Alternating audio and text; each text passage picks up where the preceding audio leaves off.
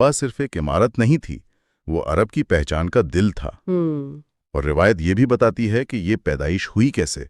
حضرت فاطمہ بنت اسد کعبے کے پاس آئیں اور انہوں نے دعا کی، اور کعبے کی دیوار میں ایک درار پیدا ہوئی اور وہ اندر چلی گئیں۔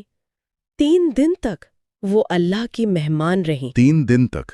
ذرا ایک پل کے لیے سوچئے، وہ جگہ جہاں ابراہیم علیہ السلام نے دعائیں مانگی، جہاں ہزاروں نبیوں نے عبادت کی، اس جگہ کے دل میں اللہ کے گھر کے اندر ایک بچے کی کلکاری گونجتی ہے۔ یہ صرف ایک تاریخی واقعہ نہیں ہے، یہ ایک روحانی منظر ہے۔ مجھے جو بات سب سے زیادہ حیران کرتی ہے وہ کعبے کی دیوار کا کھلنا ہے۔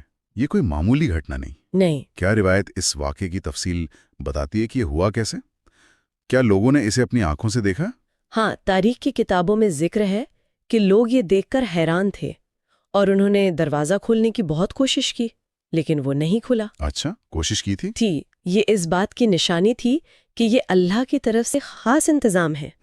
دروازہ باہر سے نہیں بلکہ اندر کے حکم سے ہی کھلنا تھا، اور جب وہ اپنے بچے کے ساتھ باہر آئیں تو رسول خدا نے ان کا استقبال کیا۔ خود پیغمبر نے؟ جی، یہ منظر بتا رہا تھا کہ جو شخصیت اللہ کے گھر میں پیدا ہوئی ہے اب وہ رسالت کے گھر میں پرورش پائے گی۔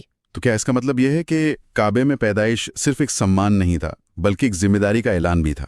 جیسے جس گھر میں پیدا ہوئے اسی گھر کی حفاظت کی ذمہ داری۔ بہت خوبصورت نقطہ اٹھایا آپ نے۔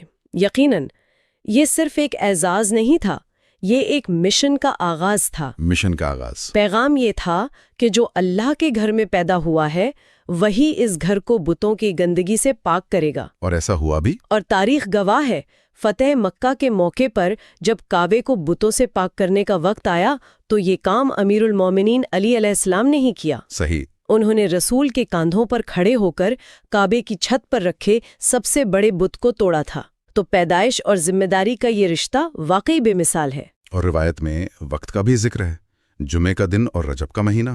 ان کی کیا خاصیت ہے؟ ہاں، وقت اور جگہ دونوں کو بہت دھیان سے چنا گیا تھا۔ جمعے کا دن ہفتے کے تمام دنوں کا سردار مانا جاتا ہے، یہ عید کا دن ہے۔ اور رجب کا مہینہ اسلام کے 4 مقدس مہینوں میں سے ایک ہے۔ اچھا۔ اسے اللہ کا مہینہ بھی کہا جاتا ہے۔ اچھا۔ تو سب سے افضل جگہ یعنی کعبہ، سب سے افضل مہینے یعنی رجب میں، اور سب سے افضل دن یعنی جمعے پر یہ ولادت ہوئی۔ سب کچھ بہترین۔ جی، یہ سب مل کر اس واقعے کی عظمت کو اور بڑھا دیتے ہیں۔